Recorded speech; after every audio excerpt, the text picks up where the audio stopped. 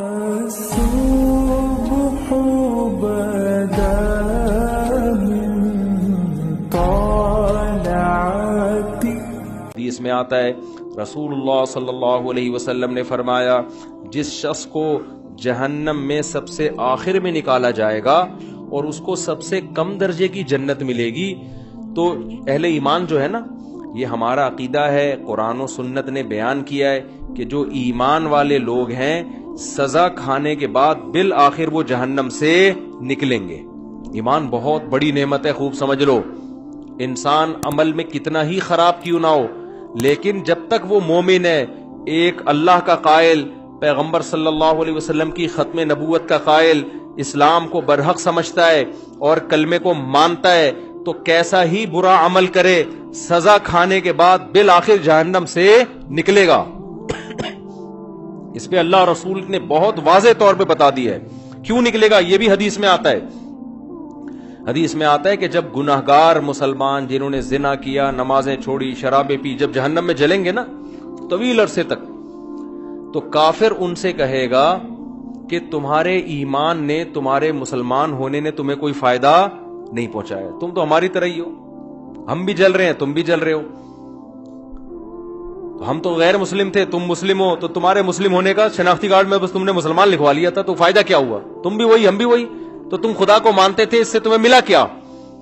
نبی صلی اللہ علیہ وسلم نے فرمایا جب کافر مسلمان کو یہ طعنہ دے گا اللہ کو غیرت آئے گی، غضب آئے گا، اور اللہ کہے گا یہ کیسے ہو سکتا ہے کہ جو مجھے مانتے تھے، جو میرے حبیب صلی اللہ علیہ وسلم پر اور پیغمبروں پر ایمان رکھتے تھے، جو موسیٰ کو اللہ کا نبی مانتے، عیسیٰ کو اللہ کا نبی مانتے، ابراہیم کو اللہ کا خلیل مانتے، آدم کو اللہ کا نبی مانتے، محمد صلی اللہ علیہ وسلم کو اللہ کا نبی مانتے، قرآن کو میرا کلام مانتے، جو مانتے تھے نماز پڑھنی چاہیے پڑھتے نہیں تھے، جو مانتے تھے شراب نہیں پینی چاہیے پی رہے تھے، لیکن مانتے تھے پینی نہیں چاہیے، اس کو اچھا نہیں قرار دیتے تھے. ایمان کسے کہتے ہیں؟ برائی کو برائی سمجھو آپ. جو مانتے تھے بھائی نشہ نہیں کرنا چاہیے، کرتے تھے، گناہگار سمجھتے تھے اپنے آپ کو، جو بدنظری کرتے تھے، لیکن وہ مانتے تھے کہ یہ اچھا کام نہیں ہے. کافر کسے کہتے ہیں پتہ ہے؟ برائی کرتا ہے اور کہتے ہیں اس میں حرج کیا ہے، اس کو کافر کہتے ہیں. شراب پیتا ہے، بولتا ہے بھائی میں پیتا ہوں، تیرے کو کیا تکلیف ہے؟ پیتا ہوں تو کیا ہے، اس میں کیا خرابی ہے؟ یہ تو مولویوں نے بولا ہوا ہے کہ نہیں پیو نہیں پیو. اسے کیا کہتے ہیں؟ یہ مسلمان کافر ہے. بول لو نا یار، کیا ہو گیا یار؟ گناہ کو حلال سمجھ کے کرنا، گناہ کو برا سمجھ کے نہ کرنا، یہ عمل کیا کہلاتا ہے؟ کفر. ماں باپ کو اولڈ ہاؤس میں جمع کرا دیا، جیسے ہوتا ہے باہر ملکوں میں. بوڑھا ہو گیا، ابا چل بھائی تو عیدی سینٹر میں جا یار. ان سے بولو یار یہ غلط ہے، نہیں کرو، تو کہہ رہے ہیں کیا ہے اس میں یار، وہاں زیادہ اچھی کیئر ہو رہی ہے اس کی، تو اس میں کیا ہے؟ باپ سے بدتمیزی سے بات کر رہا ہے، اسے بولو بھائی، آج کسی کو بولو، کہہ رہے کیا ہے میرا باپ ہے، تجھے کیا تکلیف ہے؟ اس کا مطلب یہ برائی کو کیا کر رہا ہے؟ اچھا سمجھ کے کر رہا ہے. اور ایک وہ ہوتا ہے کہ اس کو کافر کہتے ہیں. ایک وہ ہوتا ہے جب آپ ہندوؤں میں بیان کرو کہ گرل فرینڈ مت بناؤ، کہنے کیوں نہیں بنایا بھائی، کیا ہے گرل فرینڈ میں، کیا خرابی ہے؟ تو برائی کو وہ کیا سمجھ رہے ہیں؟ اس کو برائی نہیں سمجھتے. مسلمان نے گرل فرینڈ رکھی ہوئی ہے، اس کو بولیں گے بھائی یہ حرام ہے، تو اس کو تھوڑا سا ندامت کا احساس ہوگا، یار کام میں کیا کر رہا ہوں، غلط. نکاح پیغمبروں کی سنت ہے، گرل فرینڈ رکھنا یہ کافروں کی سنت ہے. زنا کرنا یہ گندا عمل ہے، یہ پاکیزہ عمل نہیں ہے. نبی صلی اللہ علیہ وسلم نے معراج کی رات میں کچھ لوگوں کو دیکھا، ننگے مرد اور ننگی عورتیں آگ میں جل رہے ہیں، اور شعلے اوپر جاتے ہیں تو وہ ننگے جسموں کے ساتھ اوپر جاتے ہیں. آپ نے جبریل سے پوچھا یہ کون لوگ ہیں؟ تو جبریل نے کہا یہ آپ کی امت کے زنا کرنے والے مرد اور زنا کرنے والی عورتیں، دونوں کو برہنہ کر کے اللہ نے ایک ساتھ آگ میں پھینک دیا ہے. جس عورت کے ساتھ زنا کیا اس عورت کو بھی اسی آگ میں برہنہ کر کے، اور جس نے زنا کیا اس کو بھی اللہ اسی آگ میں ڈالے گا، زنا جس نے زنا کیا. سمجھ رہے ہو کہ نہیں سمجھ رہے؟ تو مسلمان گناہ کرتا ہے لیکن اس پہ اس کو ندامت کہ غلط کر رہا ہوں میں، تو اس گناہ کی سزا یہ اس کو ملے گی. لیکن اگر توبہ نہ کی، اس نے توبہ کر لی تو اللہ معاف کرنے والا ہے. توبہ کیے بغیر، سچی توبہ کیے بغیر اگر چلا گیا دنیا سے، تو قرآن نے جو اصول اور ضابطہ بیان کیا اس کو سزا ملے گی. اب یہ بھی اسی آگ میں جلے گا، کافر بھی جلے گا. تو حدیث میں آتا ہے کافر ایک دن اس کو طعنہ دے گا اور کہے گا کہ تمہیں تمہارے ایمان نے کوئی فائدہ نہیں پہنچایا. تم اللہ کو مانتے تھے، ہم پتھروں کے بنے ہوئے بتوں کو مانتے تھے، تو کیا فائدہ ہوا؟ تم بھی ہماری طرح جل رہے ہو اور ہم بھی تمہاری طرح.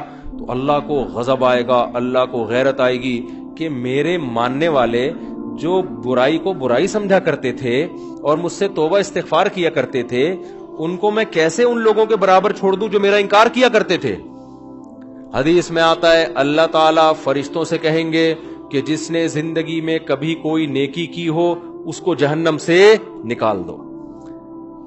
بہت بڑی تعداد جہنم سے نکلے گی. پھر اللہ کہیں گے اب ایسا کرو، سفارشیں شروع ہوں گی. سفارشیں پیغمبر صلی اللہ علیہ وسلم شفاعت کریں گے. اللہ نبی صلی اللہ علیہ وسلم کی شفاعت کی برکت سے بہت سارے مسلمانوں کو جہنم سے نکالیں گے. پھر رشتہ دار سفارش کریں گے. آپ کا کوئی بیٹا عالم ہو، حافظ ہو، شہید ہے، کوئی آپ کا دوست ہے، جیسے دنیا میں یاد کرتے ہیں نا، نادرا کی لائن میں لگے ہوئے، اندر کوئی تعلق والا نظر آ گیا، آنکھ ماری یار، وہ آ جاتا ہے، وہ بھی آنکھ مارتا ہے. ہمارے ایک دوست تھے اتنے چھوٹے سے نا، وہ پاسپورٹ کی لائن میں کھڑے ہوئے تھے. ہم نے ان سے پوچھا یار کوئی آپ کے ساتھ دلچسپ واقعہ ہوا ہو؟ ان کا قد بیچاروں کا بہت چھوٹا، پاسپورٹ کی لائن میں کھڑے ہوئے تھے. تو ہم نے کہا کوئی واقعہ کہہ رہے ہیں میں پاسپورٹ کی لائن میں کھڑا ہوا ہوں، مجھے بلا ہی نہیں رہا ہوں. تو میں نے کہا یار اتنے لوگ مجھ سے پہلے چلے گئے، مجھے تو بلا. کہہ رہے بھائی تو کھڑا ہوگا تو تجھے بلاؤں گا نا، تو بیٹھا ہوا کیوں ہے؟ سمجھ آ رہی؟ پھر کہتے ہیں میں نے ایسے اچھل کے بتایا بھائی میں بیٹھا ہوا نہیں ہوں، میں کھڑا ہوں. تو عجیب عجیب واقعات ہوتے ہیں پاکستان میں. تو جیسے ہوتا ہے نا یار، اب دنیا میں تو یہ غلط سمجھا جاتا ہے، لیکن اللہ تو اللہ ہے، اللہ اس تعلقات کا فائدہ پہنچائے گا. شہید سفارش کرے گا، علماء شفاعت کریں گے، آپ کی اولاد میں کوئی حافظ ہے وہ شفاعت کرے گا، تو اللہ ان کی شفاعت کی برکت سے اور بہت سارے مسلمانوں کو جہنم سے نکالیں گے. سمجھتے ہو گے نہیں سمجھتے؟ پھر اللہ تعالیٰ فرشتوں سے پوچھے گا اب بتاؤ کتنے لوگ ہیں؟ فرشتے کہیں گے اللہ ابھی بھی بہت سارے لوگ ہیں. اللہ فرشتوں سے کہے گا اب کوئی کسی کی سفارش کرنے والا ہے؟ فرشتے کہیں گے اللہ اب کوئی سفارش کرنے والا نہیں ہے. سب کے جتنے ریلیٹو تھے سب نے نکال لی. اب یہ وہ لوگ پڑے ہوئے جن کا کوئی ریلیٹو بھی انسان کا بچہ، اپنے الفاظ میں کہہ رہا ہوں میں، کوئی حافظ عالم کوئی بزرگ کوئی ہے ہی نہیں. سارے وہی جو برے ماحول میں سب دائیں بائیں برے لوگ ہی تھے. تو اللہ جواب میں کیا کہیں گے؟ هل يبقى الا الرحمن، کہ رحمان تو باقی ہے نا.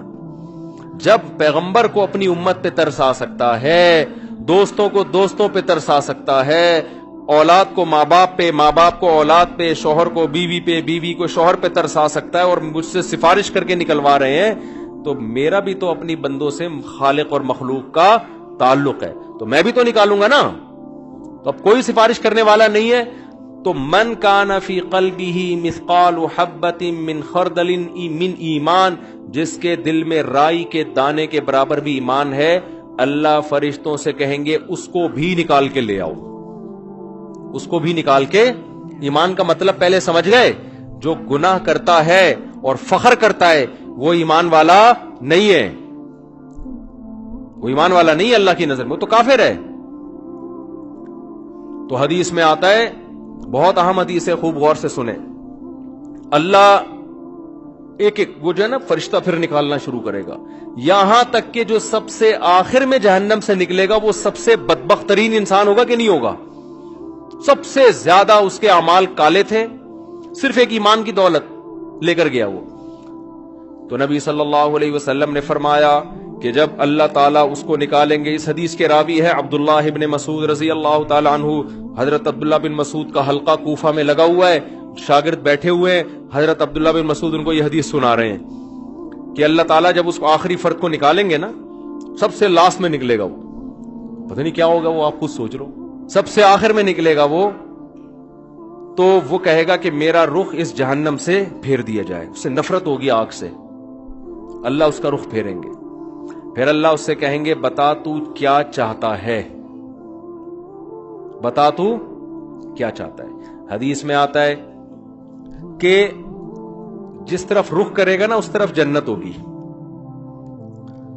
تو وہ اللہ سے کہے گا کہ اے اللہ، یہ جو اتنی خوشنما جنت جس کے بارے میں قرآن کہتا ہے ما لا عین رأت ولا اذن سمعت ولا خطر علی قلب بشر، ایسی نعمتیں میں نے اپنے بندوں کے لیے تیار کر کے رکھی ہیں جو نہ کسی آنکھ نے دیکھی، نہ ان کی حقیقت کسی کان نے سنی، نہ ان کا تصور کبھی کسی دل میں گزرا ہے۔ آپ عیاشی کا تصور کرو نا، آپ کا تصور جہاں جا کے ختم ہوگا نا، جنت اس سے بھی اوپر کی چیز ہے۔ حدیث میں آتا ہے، عبداللہ بن مسعود رضی اللہ تعالیٰ عنہ فرماتے ہیں کہ جو سب سے آخر میں جہنم سے نکلے گا، اللہ اس سے پوچھیں گے بتا کیا چاہتا ہے؟ وہ کہے گا اے اللہ، یہ جو جنت کی ہوائیں آ رہی ہیں بس اس کے قریب تھوڑا سا مجھے لے جا، مجھے تیرے جلال کی قسم اس کے علاوہ تجھ سے میں کچھ بھی نہیں مانگوں گا۔ اللہ کہیں گے وعدہ کر، حدیث کا مفہوم اپنے الفاظ میں پیش کر رہا ہوں کہ مزید کچھ نہیں مانگنا، کہے گا کچھ بھی نہیں مانگوں گا۔ اس کو اتنی حسین جنت نظر آئے گی نا، وہ کہے گا بس اس کے قریب بھی پہنچ جائے نا، وہ بہت ہے میرے لیے۔ جب قریب جائے گا تو اور جنت کی خوشبوئیں اور ہوائیں آنا شروع، تو تھوڑی دیر میں برداشت سے باہر ہو جائے گا معاملہ۔ پھر وہ اللہ سے کہے گا اے اللہ، یہ جو دروازہ ہے نا جنت کا، بس یہاں تک پہنچا دے۔ اللہ کہے گا تو نے مجھ سے وعدہ کیا تھا مزید کچھ نہیں مانگوں گا، کہے گا اللہ میں نے وعدہ تو کیا تھا، بس یہ میرا سچی مچی کا وعدہ ہے، یہاں تک پہنچا دے، اس کے بعد میں تجھ سے کچھ بھی نہیں۔ غالباً حدیث میں آتا ہے ایک درخت اللہ جنت کا لگائیں گے باہر، درخت ہوگا جنت کا، کہے گا اس درخت میں پہنچا دے، اتنا حسین خوبصورت درخت ہوگا وہ۔ حدیث میں آتا ہے اللہ یہ بات جانتے ہوں گے کہ یہ معذور ہے، حالانکہ اللہ سے معاہدہ کر کے توڑنا کتنا بڑا جرم ہے نا، لیکن اللہ کو پتا ہوگا میں نے اتنا حسین درخت جنت کے قریب لگایا ہے کہ یہ شخص کوئی بھی ہوتا نا، کتنا نیک سے نیک آدمی ہوتا جس نے زندگی میں کبھی معاہدہ نہیں توڑا، آج وہ بھی معاہدہ توڑ دیتا، اس میں اٹریکشن اتنی ہے۔ تو ایک درخت جب وہ وہاں پہنچے گا، اب جنت کے بالکل قریب ہو گیا، اب وہاں سے جنت کی ہوائیں آ رہی ہیں، مشک و عنبر کی ہوائیں آ رہی ہیں۔ وہ کہے گا تھوڑی دیر تو برداشت کرے گا، اس کے بعد کہے گا اے اللہ بس تو مجھے اس کے دروازے تک پہنچا دے، میرا پکا سچا وعدہ، اس کے بعد میں تجھ سے کچھ بھی نہیں مانگوں۔ اللہ کہیں گے تو نے تو وعدہ کیا تھا مجھ سے، وہ کہے گا مجھے اچھی طرح یاد ہے، میں نے وعدہ کیا تھا، وعدہ خلافی کرنا بہت بڑا گناہ ہے، اور اللہ سے وعدہ کر کے جھوٹ بولنا تو بہت بڑا گناہ ہے، بس ایک دفعہ ہے بھائی اس کے بعد کبھی نہیں مانگوں گا۔ حدیث میں آتا ہے اللہ جانتے ہوں گے کہ یہ معذور ہے، کوئی بھی اس کی جگہ ہوتا تو جنت میں اٹریکشن اتنی ہے، دروازے پہ پہنچ جائے گا، اب تو اور قریب ہو گیا نا، تو وہ کہے گا اے اللہ اندر داخل کر دے، پکا وعدہ، اس کے بعد میں تجھ سے کچھ بھی بولو نہیں مانگوں گا۔ اللہ کہے گا تو نے وعدہ کیا تھا، کہے گا وعدہ کیا تھا، اب میں بالکل سچی مچی کا وعدہ کر رہا ہوں، بالکل پکا ڈھکا وعدہ کر رہا ہوں، اس کے بعد کچھ نہیں مانگوں گا۔ حدیث کا آخر میں الفاظ یہ ہیں کہ جب اللہ اس کو جنت میں داخل کر دے گا نا، تو وہ جب اندر جا کے دیکھے گا، او بھئی ایسے دودھ کی نہریں، شراب کی نہریں، ہورے، کراچی کے لونڈے لپاڑوں کو تو ایک ہوری دکھا دو نا کافی ہے ان کے لیے، اور یہ تم گٹکے کھا رہے ہو نا، ہور تو دور کی بات، ان دنیا کی عورتوں کے قابل نہیں بچو گے تم، یہ بیڑا غرق کر دیتا ہے یہ گٹکا۔ ہمارے ایک دوست بہت سگریٹ پیتے تھے، شادی نہیں کرتے تھے، میں نے کہا یار اب شادی کیوں نہیں کرے گا نا، دھواں نکلے گا اور کچھ بھی نہیں بچا میرے اندر۔ وہ بالکل نا ہڈیوں کا ڈھانچہ بن گئے، کہہ رہے اب دھواں ہی رہ گیا ہے، تو یہ گٹکے ہی نہ ہو، تھوڑا صحت بناؤ یار، سمجھ رہے ہو، کچھ صحت بناؤ۔ تو اس گٹکے کے ساتھ ہور ملے گی بھی کیسے تمہیں ہور خود وہ انکار کر دے گی اللہ اس کے نیک عمل کی وجہ سے میں اس کو مل رہی ہوں، میں نے کون سا گناہ کیا تھا تو مجھے اس کے حوالے کر رہا ہے، کیا خیال ہے؟ تو پہلے گٹکے والوں کو تیزاب سے کلیاں کروائی جائیں گی، اور تیزاب جنت میں نہیں ہوگا، تیزاب کے لیے جہنم میں نہ جانا پڑے کہیں، خدا نخواستہ۔ تو چھوڑ دو، یہ منہ کے کینسر سے کتنے لوگ میں نے مرتے ہوئے اپنی آنکھوں سے دیکھے ہیں جوانی میں۔ تو خیر، تو حدیث میں آتا ہے جب وہ جنت کے اندر جائے گا نا، اتنی حسین جنت، اتنی خوبصورت جنت کہ وہ اللہ سے کہے گا کہ اے اللہ تو اللہ ہو کے میرے ساتھ مذاق کر رہا ہے، یعنی اس کو تصور ہی نہیں ہوگا نا کہ اللہ مجھے اتنی خوبصورت جنت میں داخل کر سکتا ہے، یہ تو ممکن ہی نہیں ہے کہ یار اتنے میں کہاں اور یہ اتنی خوبصورت جنت عیش و عشرت والی کہاں۔ عبداللہ بن مسعود رضی اللہ تعالی عنہ، انہوں نے جب یہ حدیث سنائی تو یہ حدیث سنا کے مسکرانے لگے، صحابہ کیسے نبی سے محبت کرتے تھے یار. یعنی نبی صلی اللہ علیہ وسلم نے حدیثیں سناتے وقت جو انداز تھا نا، صحابہ کوشش کرتے تھے پیغمبر کا قول سناتے ہوئے ہمارا انداز بھی وہی ہو جائے. عبداللہ بن مسعود یہ حدیث سنا کر مسکرائے اور اپنے شاگردوں سے پوچھا، پوچھتے نہیں ہو کہ میں مسکرا کیوں رہا ہوں؟